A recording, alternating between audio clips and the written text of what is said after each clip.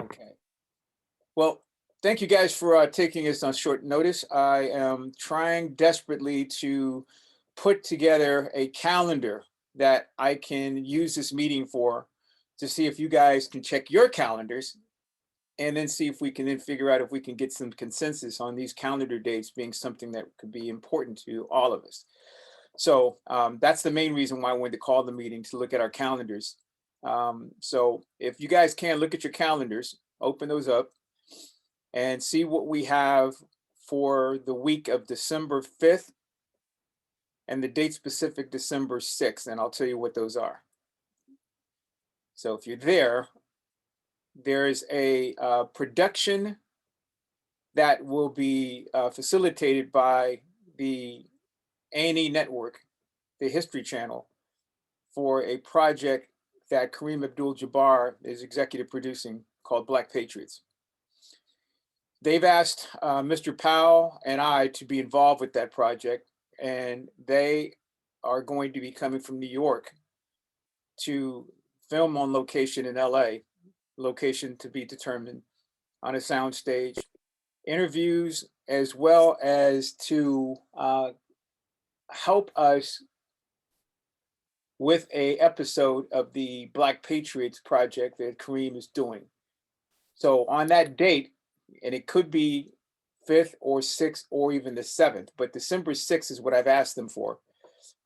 We will have an opportunity to have some leverageable content, because what we've asked them for, they've asked us for, in exchange for the shoot, they've asked us for access to archive material, whether it be photographs, digital media that I have in the can. They've asked us for a license to use that for the project with a fee.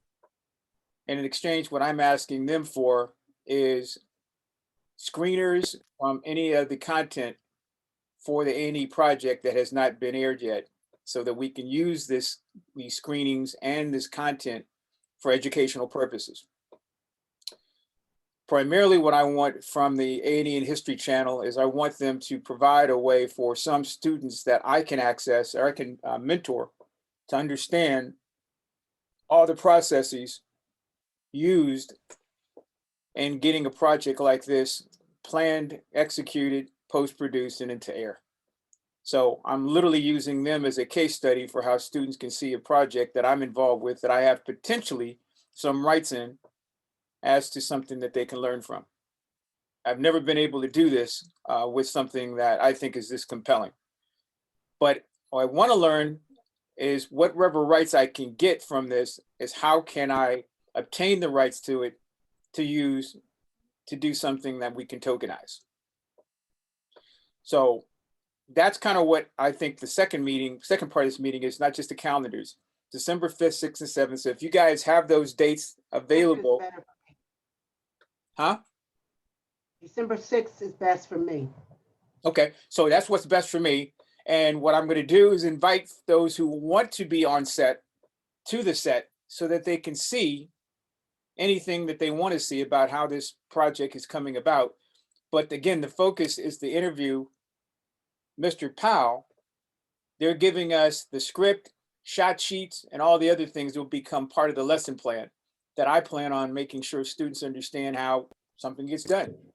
But all the other things, the business parts of it, the licensing agreements, all of the pre-production and all the post-production and all this stuff, I want to be able to open up as something that students get a chance to be exposed to. So this question is really for Lemur. So if we look at the calendar, Lemur, are you in town, or is there a chance that maybe you can see some of this stuff live on location? Not sure. Would have to look and see. There's a lot of moving parts with something going on with Origin during that week, so I'll have to get back to you on what that looks like.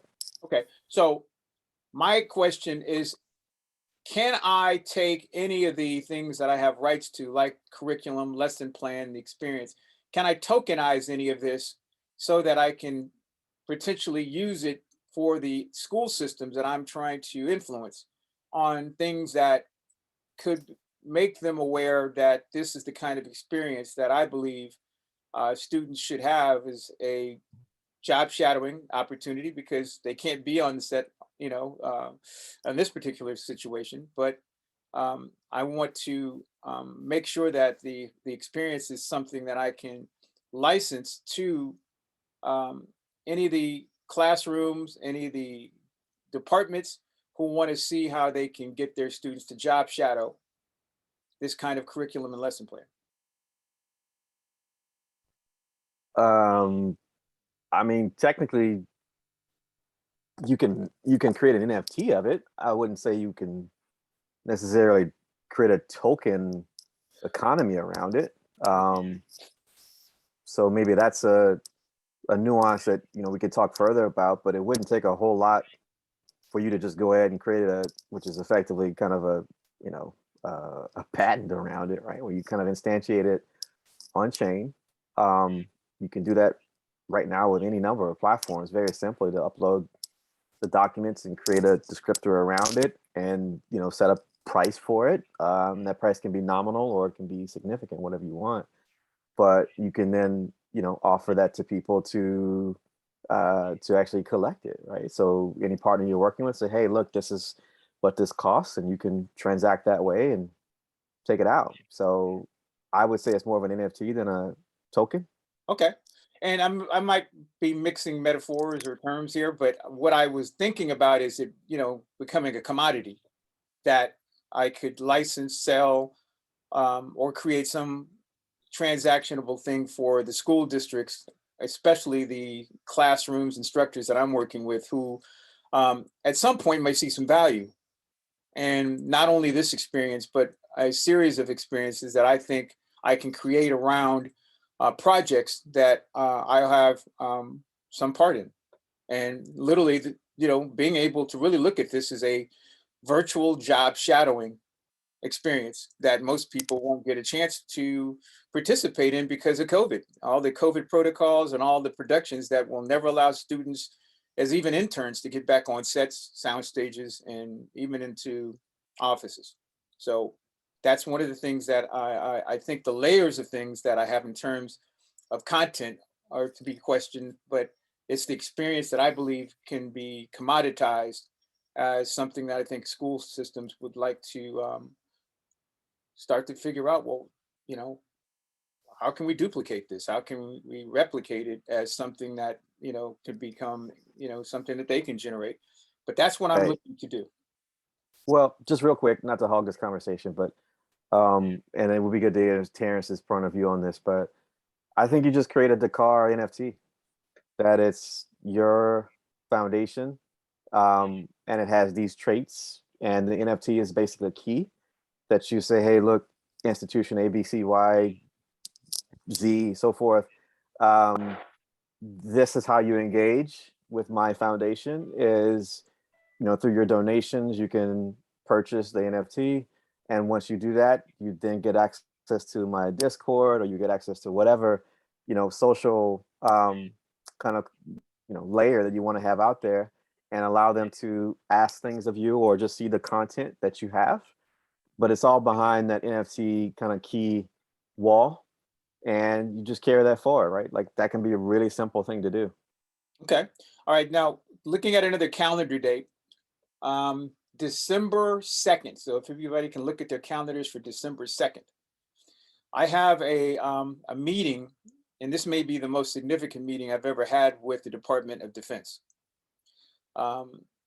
There is going to be 3 different divisions of DoD, 2 of which are divisions who have budgets, and they produce experiences, curriculum, and lesson plans for the DoD STEM program. And I'm going to share my screen so that you can see what they offer up as potential affiliate partners to the, not just the content, but what they're looking for is ways to understand how to distribute better training, better experiences to their network of schoolhouses. So they've been trying to penetrate the HBCUs, the Hispanic serving institutions, the Native American serving institutions, 4-year universities primarily, to recruit non-military or non-combatant employees for the Pentagon. And I've been trying to figure out how to get them to partner with me, not just to get budget from them, but to get use of their database, because their outreach to all of these institutions, not just, the four-year universities, but the K through 12s around the country is very powerful.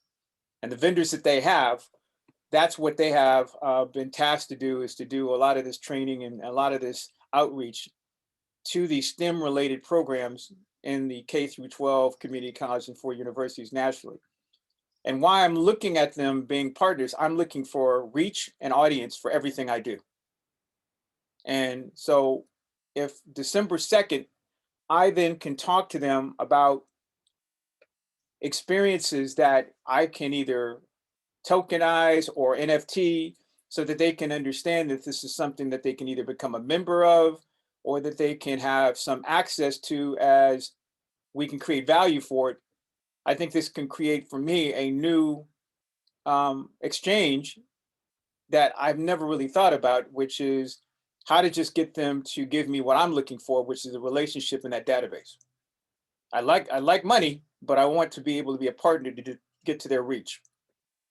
And so those people who will be on the call, I think they're going to be interested in a couple of things, which is they're interested in tools and content. And I think the whole NFT crypto thing is also something that I would consider to be a tool. It could be a way of exposing them to the whole dynamic, the educational awareness of what financial wealth and crypto could be, but also the world of what is an NFT. How do you take all the sciences, the arts, to create an NFT? And they're basically looking at me providing not only tools, but what are the tools and how would they be deployed for the purposes or for the solutions that they're looking for, which is how to get these initiatives that they have smarter and more measurable. That's definitely the thing that I'm looking for, is for you guys to tell me if everything in the blockchain and decentralized has better measurement and better ways to measure engagement than money or analog or whatever else, anything we're doing, because they don't have any way to measure anything that they do. Their social media is non-existent. They spend tons of money on social media. And with the time we have, I just wanted to show you that that's their biggest problem, is they spend a lot of money on vendors doing their Twitters, their Facebooks, and all this stuff, and they have nobody ever going there, the DoD. And so, Oh, I mean, honestly, it's a matter of what types of relationships do they really feel they can have, right? Like to think that people would be attracted to their social media accounts if they're not in a military family or they're not attracted to being in the military. It's the same problem that other brands have, is like, how do you become relevant? And maybe there can't be on those contexts. So what type of relationships should they be seeking versus the general kind of marketing presence relationships? right. And that's a strategic, kind Yeah. of reset, frankly. But I think, going back to what I was just saying, for you and your foundation and how they engage with you, having them kind of understand that you're going into this space and setting it up so that your foundation has a key that they can unlock lots of doors with, it's pretty straightforward. And then the question is, what types of things are inside that door that you've designed for them that are very clear and very, kind of like, let's say, well drawn in terms of what it costs for them to get it. So, for instance, if you're saying, okay, well, I've got an HBCU recruiting opportunity for you, what is that specifically, and how much does it cost? Right. So anyway, I just think it's a matter of you kind of setting the context that you now operate as the car across all these different engagements and collaborations with entities or individuals, with them basically all kind of buying a key to get into it, and then you've got a realm for them to participate with you. That's a autonomous organization to a certain degree, and then you can design the different ventures within it. I just think you want to kind of spend a little time mapping out what you feel you want to pitch them and getting this stuff ready for it. It shouldn't be that hard. Last thing I'll say is I don't think you want to try to pitch them on this being a measurement and analytics infrastructure for them unless you're going to have team members who do that daily. Right. It's very intense, and I'm sure John, you're more well versed in that than I am, but it is no joke. Well, and that's actually, I sent a note to Kevin last night about this, and we need a lot more information from them before we can do much more. There's these affinity groups have specific goals and targets that they want to achieve. There's some shared objectives, but there's still more information that we would need to be able to move forward in a substantial way. So the whole issue about analytics and tracking or having some kind of measurement tool for them is something that is a potential opportunity for us to win or lose. But at this point, they haven't been able to put anything together or find anything that they feel provides them with enough information to make it, really valid. If there's something that we have or there's something that we might be able to do to get them a little closer, that's more than they have now. Right. So, Well, let me say, because I kind of, I didn't go linear. So December 2nd, I have set this meeting with them. And obviously to try to do more with this meeting in terms of fact finding so that we can ask the questions I have yet to ask about the things that they're going to assemble a group of people who may or may not have ever heard about some value in tracking and measurement. But what she's assembling these people for is to hear that and maybe to get those questions is that important to them? Is that important to them in their government contracting? And all the things they do is to have any accountability for what it is that they do and in terms of engagement and activation. So, it may not be of any value, but she seems to think it does, but she's not the one who holds the purse strings on those tools. But what she is interested in doing is making sure if there is content that we have, how do we create a way for us to provide measurement? If they don't have any interest in measuring their engagement activation with their content, their creative, their lesson plans, maybe we can for ours as a pilot. So if we're doing anything with the Buffalo Soldiers, the Tuskegee Airmen, how do we create some way for the audience that we hope to find a deeper penetration of people that we can reach? How do we measure their interest or anything that we expose them to? And so I'm planning to do all this during Black History Month. So that's the most important thing why Linda's on the call, is because at some point I'm going to try and plan an activity or an event that will allow us to do something to either have them as a partner or sponsor to take all the content and potentially showcase any tools, especially if it's an NFT or a token to these people. And that's kind of where I'll stop, because all I know is an event planner is that Black History Month is, coming on us really quick. What could we do virtually to a national audience of people who they can bring together for something that I think is compelling during Black History Month, that we then can actually, again, experiment on how do we show some data and some, basically tracking on what happened.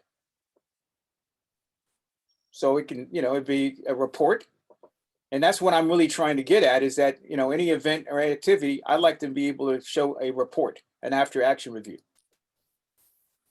And so the NFT, and all of the things that we can do to insert or integrate financial wealth, technology,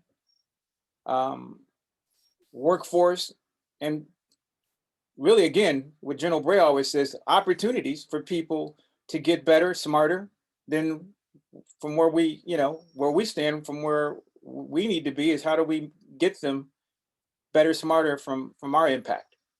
So that's what I'm trying to get. So December 2nd, we're having a meeting with them at 8 a.m. So if anybody can join that meeting, 8 a.m. December 2nd, 8 a.m. Pacific, we'll be meeting with the people who are connected, not only with the Department of Defense, but Department of Education and the Department of Labor. So those will be the people on this call. And I don't know if we're ready for them, but I'd like to think that we can, at least script out some questions to get some more information from them about the things that they can divulge that are not necessarily problems, but maybe they're things that they'd like to get better at, that we can help them with. And so some part of this is fundraising, but some of it, again, the narrative for Black History Month is how do we engage people, not just about stories and history, but how do we get them better for the future? So any questions, suggestions about December 2nd? Because we don't have a lot of time, I guess, but December 2nd, December 5th or 6th. And then one more date, potentially on the same day, December 6th, I want to do a tour of Cal State Dominguez University's Archiving and Preservation Department. They have, I did a tour this week of their preservation of jazz, Jubilee music, and all the music that I believe is really interesting for potential NFTs. The collection of music, the collection of posters and artwork. This stuff was acquired by Dominguez for exhibition and preservation purposes. They have no idea how this stuff is going to get out of their vaults. And most of it's based around LA artists, LA people.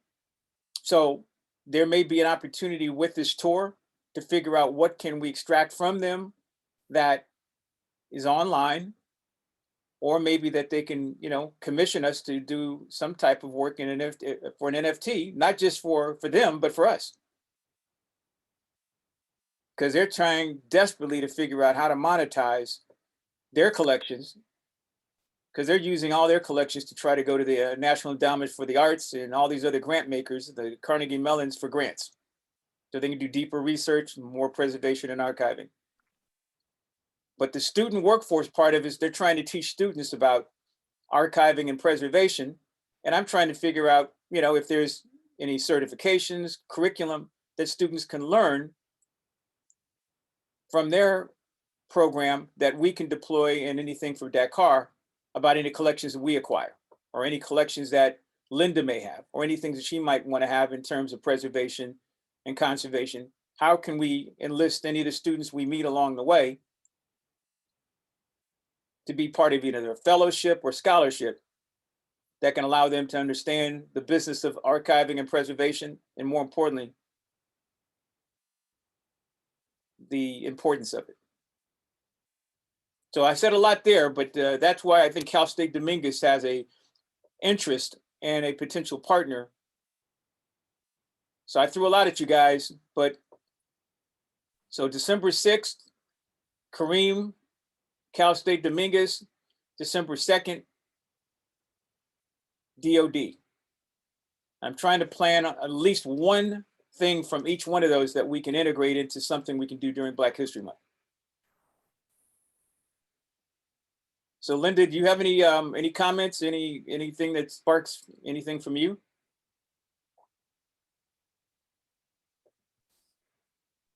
No, but I'm just interested in y'all are the directors and architects of this ship. And I'm just looking forward to y'all telling me how to steer. Okay.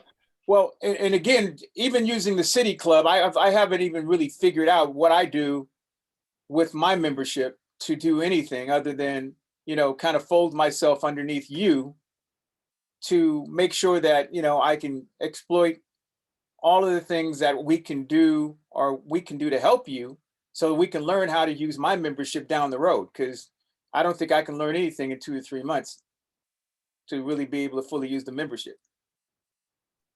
So Well, that's you got, I mean, the membership to the city club is one thing. Think of the city club as your plethora of high net worth individuals in which you're going to use your networking skills to obtain whatever interests or ideas you may have. That's one. The city club is a oyster of pearls of individuals who connect with each other and network and do business with each other based on our membership. But that is a networking opportunity.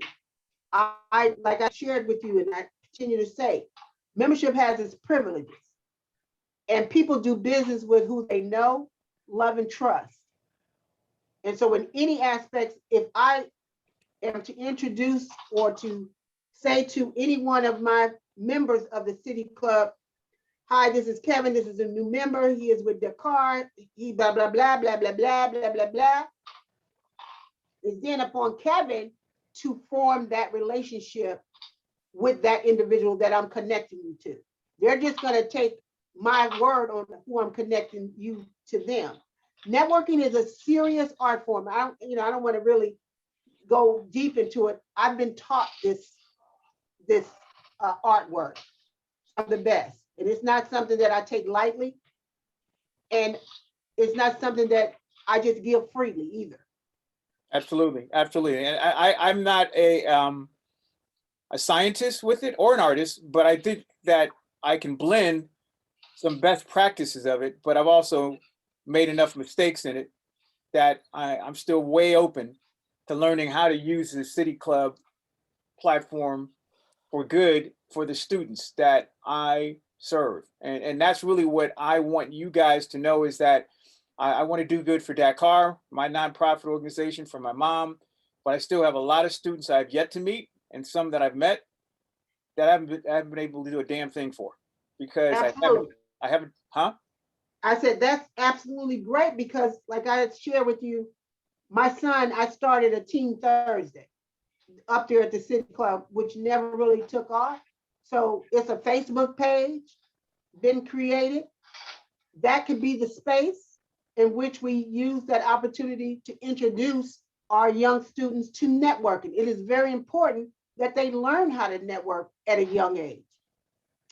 Dr. George C. Frazier is a very good friend of mine, and I can call him into town anytime he's not traveling and busy around the world. As a matter of fact, we should even think about January. January is National Mentoring Month.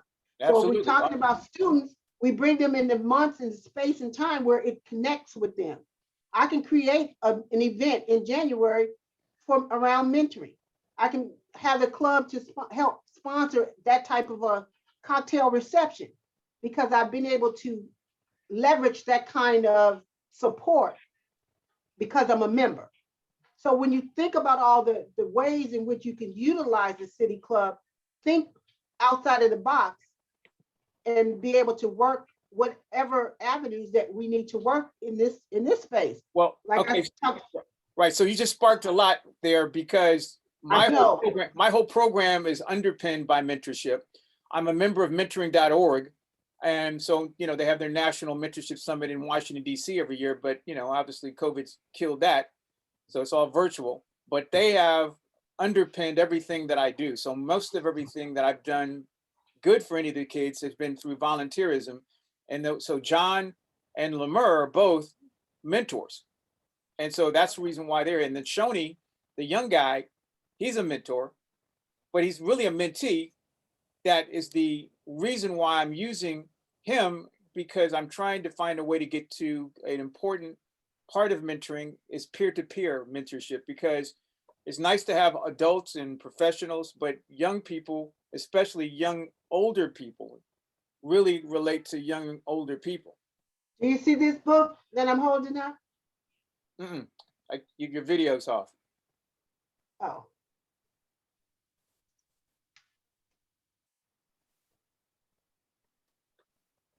Okay. so Music. we are so What does that synergetic say? in What does that so say? many ways, we don't Magic. even know. Okay. Okay. Magic of Mentoring Pearls of Wisdom is a book that my big sister wrote some years ago. And I have an annual event at the City Club around this book because I happen to be one of the contributing authors. Okay. So again, this is one of those. There's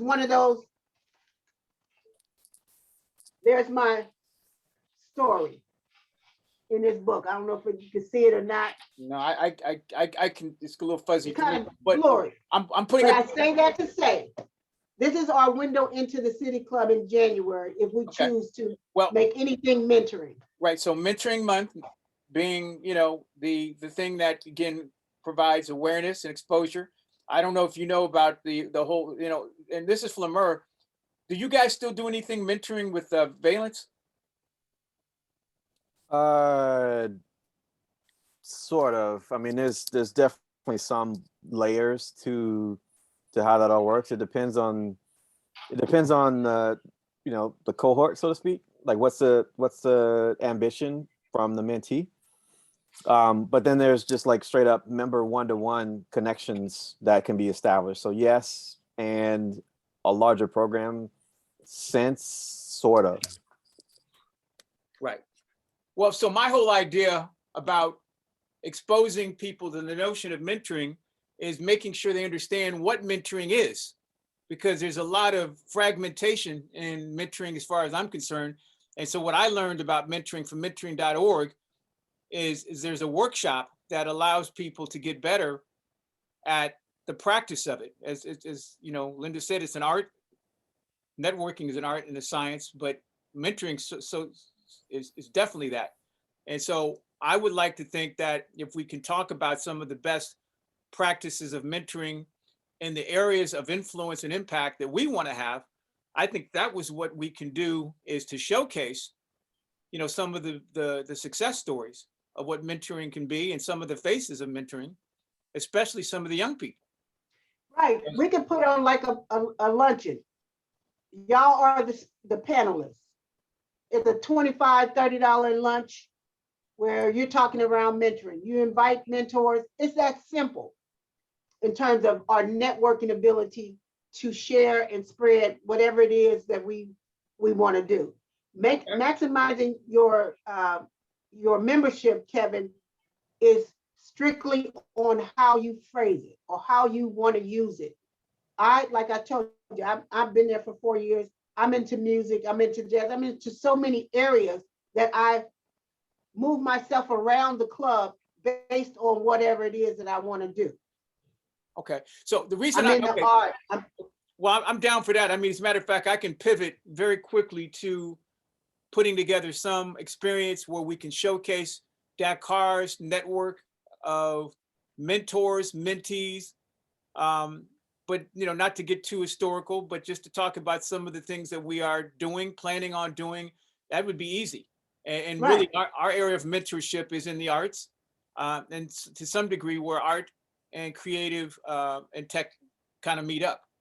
So I'd like to think that we can do some mentoring around the whole idea of mentoring a project around NFTs and showcasing how students can get involved in it, getting their hands dirty with the tech and, showcasing some examples of what an NFT can do based on our ownership, our authenticity, and all the things that I think, Lemur, you have challenged me to understand what you guys believe is really the next level of NFTs is not only the authenticity and the, and the business of it, so that people understand it's just not a phase, it's not a fad, it's really a business. And where crypto is really taking off is it's just scary. I mean, with the Staples Center now changing to crypto.com. Crypto. I just heard about that. I've been under a rock. I just heard about it. Crypto. Yeah, well, but so I'm still not in crypto. My sister's in it, and people like Lemur and some other friends have been saying, "Man, you got to jump in, get a couple of people together so that you can get a Bitcoin." And I'm still a marketer, and I don't know how to get. And you don't have to get a whole Bitcoin to jump in. You better Oh yeah, get you but some I'm saying I don't even know Satoshi where to start. and hold on for dear life to your Satoshi. Start with your Satoshi. Don't. Hey, hey. I don't even know what all that is. But I'm saying, Mitch Mitch Richmond, who Lemur and I, have been talking to about, trying to educate our people. It's just how to jump in, get in where you fit in right now. Okay. That's a side conversation. Don't go there. You will not be able to say that again after this call. Okay, no, but I'm just saying. But $5, $2, $3. I'm gonna get you into some Satoshis after this call. Okay. So you will not be able to say that again. Okay, so here's what I'm thinking about for January for mentorship is to try to do some workshop, some experience where we can bring students. I can get student faces in virtually if we can invite some, but we can definitely create some type of social network to present to anybody that says, well, where are these people? Who are they? Let me see their faces. Let me see their sincerity, where their stories. I can get to some of the people who are willing to be able to sit still enough to say, hey, man, I want to know about financial wealth. I want to know about money. I want to know about career. I want to know about stability, survival, whatever the hell you want to call it. That's where we are with these Black students that I'm working with. Okay, Kevin. So I'm gonna charge you with coming to this is your mission for the club. I'm gonna charge you with connecting you to the chair of the Business Alliance Committee. And you and him gonna buddy, and you gonna create whatever you are talking about within the club's parameters. So we need to move fast, though, Kevin, like you're really on a fast track. So we really need to move fast because here's why. We're in November, December, everything goes dark in the club. November, tonight is your opportunity. It may be too late if you can't make it. 6 to 8 is our chairs happy hour. Every third Thursday of the month. I'll be there. Okay. I'll be there. I need you to go and network. I'll meet you there. I have another event, but I'm coming after that. Here's why. Because we start doing our programming for 2022. So you need to be already set in what ideas we want to do. We already hashed out to mentoring month and February. Let's just go in, kicking the door in for the first 3 months, January, February, March, the first quarter. But you have to create these. I can open the door and hold it open, but you got to walk in. I'll get it. No, I will walk in gracefully. I'm not going to be desperate running in. I can walk in like I've been there before. No doubt. Absolutely. So we'll do that tonight. So all of these ideas for programming, we'll put that on the table of being at the City Club. We got our space for doing all of that. So our next thing is just tying all this technical stuff. It's way over my head, but I'm listening. I'm a good learner. Okay. I have extra sensory perceptions that go beyond my ears. So right. I'm definitely ready and all in. I'm all in. So I want to get you guys off here. Lemur, any other suggestions, questions, or comments about what you think about doing in January or February around mentoring and Black History Month? Because I've got enough ideas on what I can, kind of focus on a pilot. Hold on just a second, guys. Hello. Okay, Lemur, tell me how we get this done. I'm okay. So here's my other thing. I'm a Marine sergeant. Okay, that's who I am. Lemur, she is. I'm that sergeant, boots on the ground. That just need to say 1, 2, 3. What we need to do.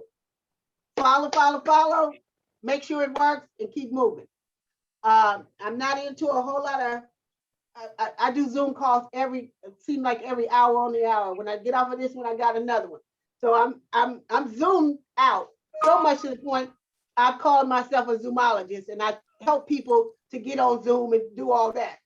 But what you just dropped in, wait, Kevin, what he just dropped in the chat, and we talked about it last time on our last call, how do we implement that? What does it take? Give me the steps and let's just do it. What time frame do I need? What's the, Wow. Okay. So Okay, so let me Mark, talk, now, Kevin. I'm loving it. Kevin, Go let ahead. me I'm shutting up. talk, I'm shutting please. up. Go ahead. Okay, so Linda's awesome, right? To know that you got this in your DNA. I suspected it, but it's here and it's revealed now. So you mentioned, is it your grandson or your nephew, or who is the 20-year-old that you have my in the son? Her your son. son? Okay, your son.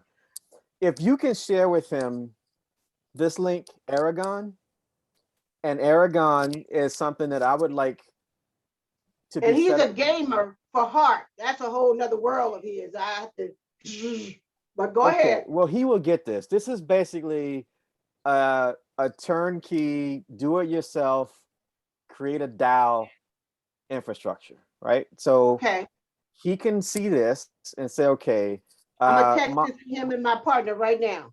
he can say, hey, or you can tell him, hey, I need you to set this up for Dakar, who's a partner of my city club, and I want to help Kevin get set up so that his foundation uses Aragon for its DAO.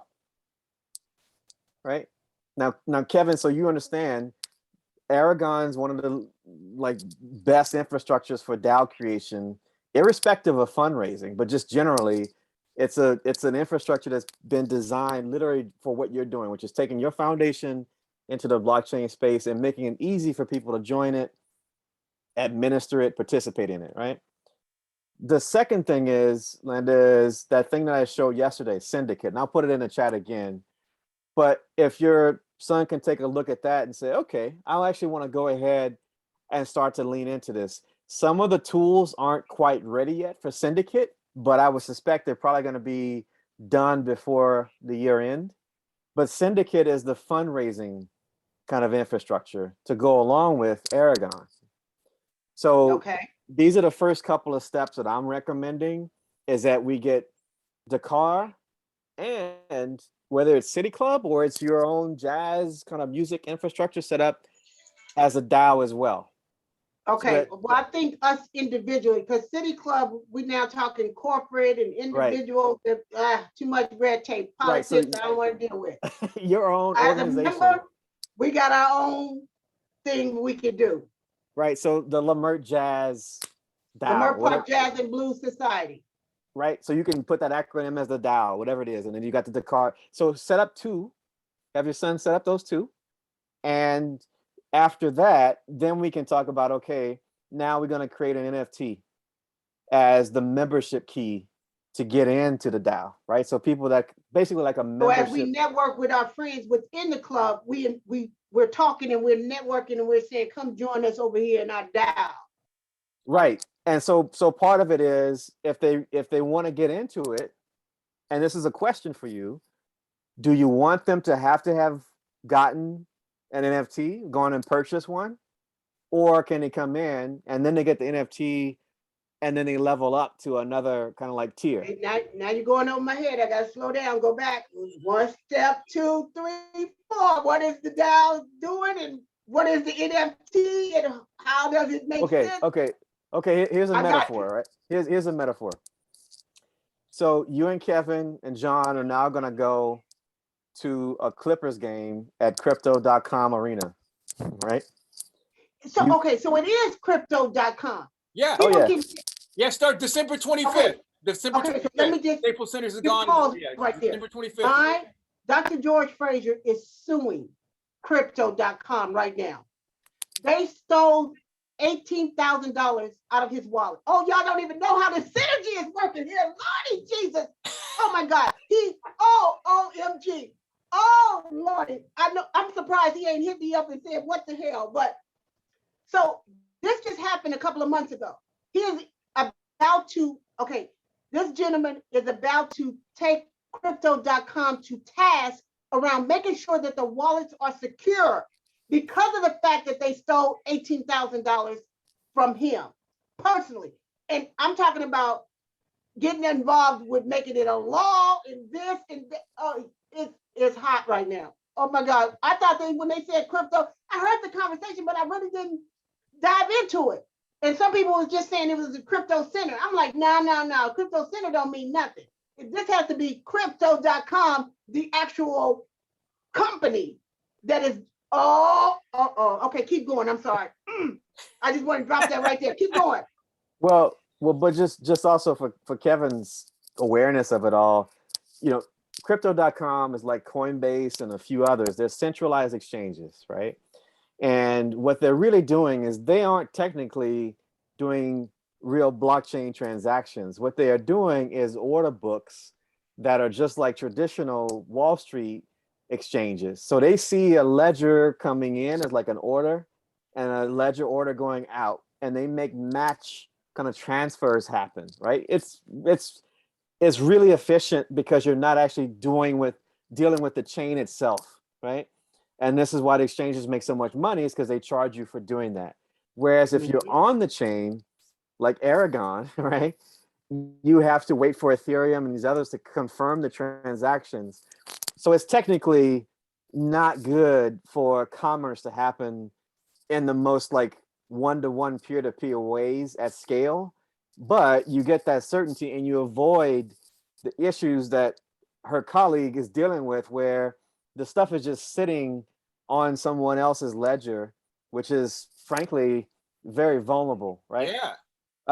And so the philosophy has been, go into the exchange, get what you need, get out of there, take your stuff off and hold it and do what you need to do with it, right? That's another story. HODL, how to hold on for dear life. Right. And so the big metaphor, Kevin, is about sovereignty in the sense of you have accountability in how you custody your assets, right? So whatever those are, when you're holding on for dear life, it's on you. And this is why I said in the first call we had, it's a bit of a solo sport. And this is why it freaks a lot of people out. Do I have a bank or some other institution Right. to sue? Is that what crypto's trying to become? The regulator or some type of agency? No, they're in a different game. They're basically in the game of, until the regulators come in, we're gonna make as much money off of this as we can. And steal as much as they can if you ain't watching. Well, you know, but to their kind of like small defense, centralized exchanges are just like banks. Banks never tell you that they got hacked. Right. How many times you hear a story, oh, well, the data's been leaked. Well, what they're really saying is somebody got 10, 15, $100 million out of us, and now we got to backfill that. And we can do it because we're protected by such and such and so and so. With crypto, your business is on blast. You are drying your clothes out in public, right? So they know when you're getting got because they can see it. They're interacting with it, and they're very vocal on social.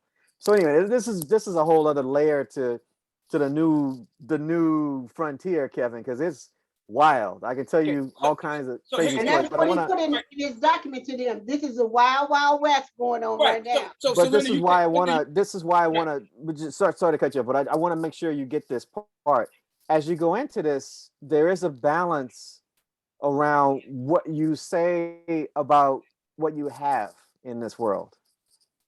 What I mean by that is what you have in Dakar and Linda in your foundation. I know you know this already, but there's going to be transparency around what's in a treasury, potentially, if you have that.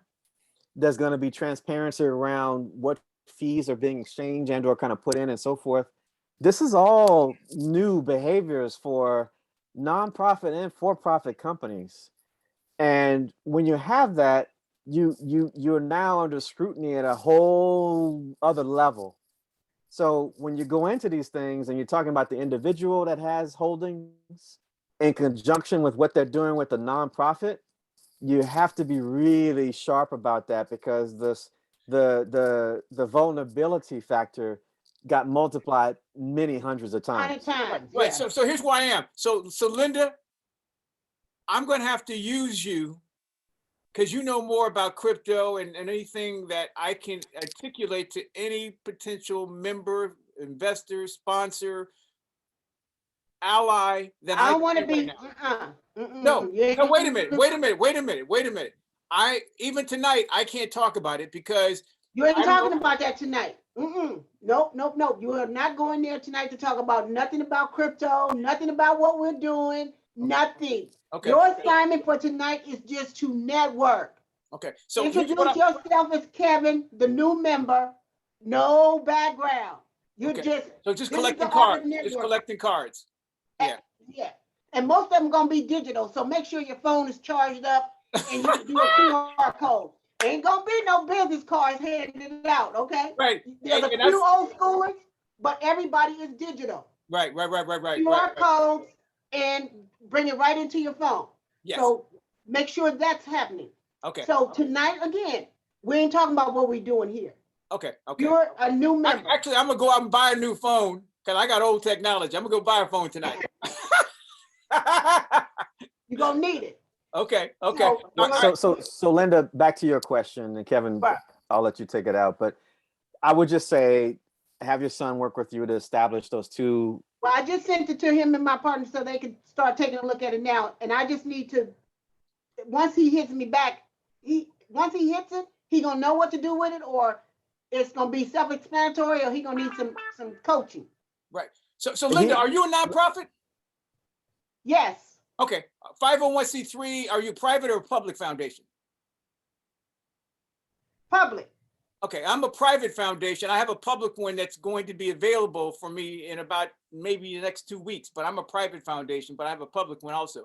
Okay, so good. Because I want to work with you right now to get my legs started with the club. So I'm driving music right now. So if you want to Okay. assign me any part of what I can do to help. But the you got, jazz you driving organization- music and mentorship, because Right. you gotta keep the kids Right. always there. Right, so I'm not Parallel talking with about Buffalo Soldiers or film music and nonprofit stuff that I'm doing. That's what I'm be talking about. So Okay. Linda, to your question, have him give you a report once he's had a chance to look it through. There should be some Okay. really clear step-by-steps. If he's not clear on it after he comes out of it, because sometimes the writers, they don't. No, Sometimes drop your number in the chat too, so that I can make sure that we are connected as well. Okay.